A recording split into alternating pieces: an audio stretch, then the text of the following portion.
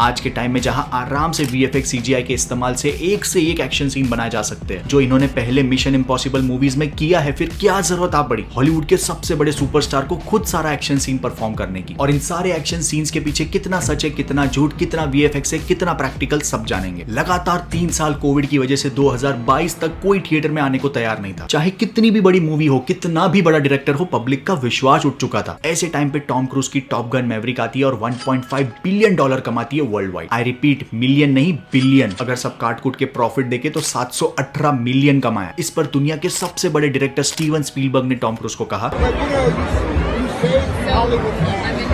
Tom cruise ने सच में Hollywood को बचाया और ये बंदा रुकने को बिल्कुल तैयार नहीं है। डेड रैकूनिंग पार्ट 1 के अंदर आप ये जितने भी एक्शन सीन्स देख रहे हो, ये सारे के सारे बिना किसी ग्रीन स्क्रीन, ब्लू स्क्रीन या फिर किसी स्टंट डबल के खुद टॉम क्रूज ने परफॉर्म किया है। और डेड रैकूनिंग के 4 मेजर एक्शन सीन्स में से एक एक्शन सीन ने तो 240 मिलियन का बजट सीधा 300 मिलियन तक पहुंचा दिया था मूवी का। सिनेमा की हिस्ट्री में सबसे बड़ा 50 से 60 मिलियन का एक प्रैक्टिकल एक्शन सीन जो खुद टॉम क्रूज ने परफॉर्म किया और इस बार उसका ठीक से चेहरा तक नहीं दिख रहा। अब आपके दिमाग में आ रहा होगा, यार 50-60 मिलियन का कोई एक एक्शन सीन थोड़ी होता है, इतने में तो पूरी एक मूवी बनती है डीसी मार्वल की। शज़ैम और फ्लैश जैसी मूवीज का बजट 80 से 90 मिलियन का था, सिर्फ 10-15 मिलियन ज्यादा। अब इस एक एक्शन सीन के अंदर टॉम क्रूज ने 2 स्टंट्स की प्रैक्टिस की है। सबसे पहला मोटर ट्रेल, हर दिन 50 बार कम से कम एक जगह से दूसरी जगह जंप करवाया बाइक को। ऑफिशियल काउंट है ये स्टंट टोटल 1300 बार इसने प्रैक्टिस किया है। फिर बाद में इंग्लैंड में एक डमी मोटर रेल बनाया जहां पर नेक पे जीपीएस बांध के बार बार जंप करवा रहे हैं। फिर बाद में डेटा का एनालिसिस करके अंदाजा निकाला जाता है कि बाइक की स्पीड कितनी होनी चाहिए और ऐसे कई पैरामीटर्स। यानी कि टॉम क्रूज ने इस सीन के लिए सिर्फ 500 बार स्काई डाइविंग किया है। ये बार बार जंप करना, ये बार बार स्काई डाइविंग करना, और फाइनली नॉर्वे में जाके इन्होंने पूरा सेट लगवाया। और फिर जब फाइनल सीन के शॉट की बारी आई जो एक ही बार करना था, सब कुछ सक्सेसफुली फर्स्ट सीन के अंदर होने के बाद बंदा बोलता है कि मैं सेटिस्फाइड नहीं हूं, मेरे को एक और बार करना है।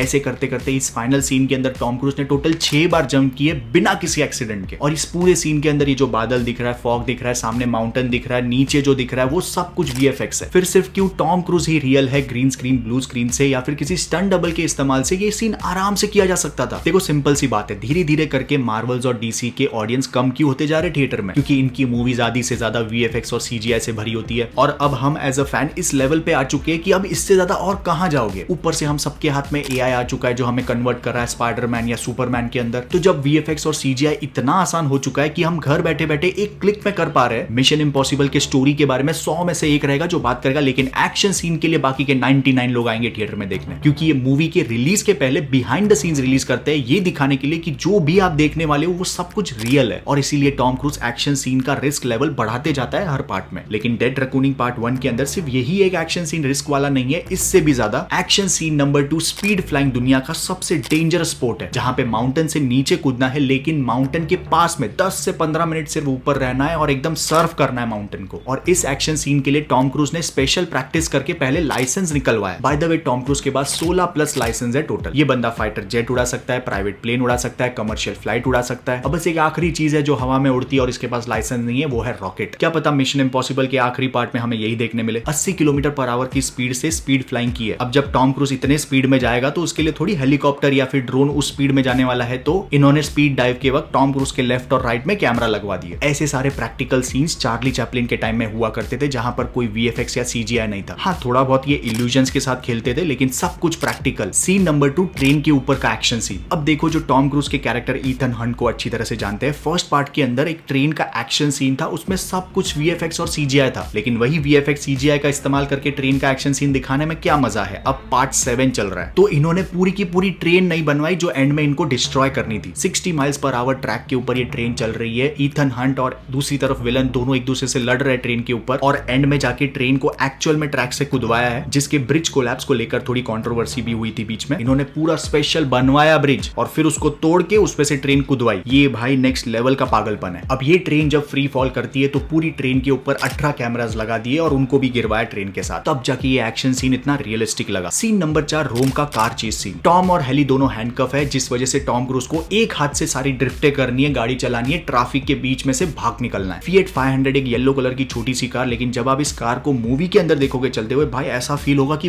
कार के अंदर आत्मा आ गई है। एक ऐसा एक्टर जो पूरे हॉलीवुड के अंदर सबसे कम पढ़ा लिखा है, बंदा कॉलेज गया ही नहीं तो ड्रॉप आउट भी नहीं बोल सकते, जिसकी मदर एक टीचर और फादर एक इलेक्ट्रिकल इंजीनियर, कोई फैमिली बैकग्राउंड नहीं है हॉलीवुड का, जो एक्चुअली एक्टिंग के पहले एक प्रिस्ट, एक पादरी बनने वाला था, जो एक्टर बनता है। आज तक इसे 4 ऑस्कर नॉमिनेशंस मिले। 61 ईयर की एज के अंदर ये सारे एक्शन खुद परफॉर्म कर रहा है और लेवल बढ़ाते जा रहा है। टॉम क्रूज को अब तक 3 गोल्डन ग्लोब मिले हैं और दुनिया का सबसे ऑनरेबल अवार्ड पाम डियोर, और इसीलिए दी स्टीवन स्पीलबर्ग ने कहा था यू सेव्ड हॉलीवुड एस। सिर्फ 13,000 लाइक्स इस वीडियो पर, और वो एनर्जी मेरे लिए इनफ होगी अगला टॉपिक और भी दमदार लाने के लिए। लेकिन उसके लिए आपको चैनल को सब्सक्राइब और बेल आइकन दबा के रखना है। Thank you so much, love you, take care, bye bye.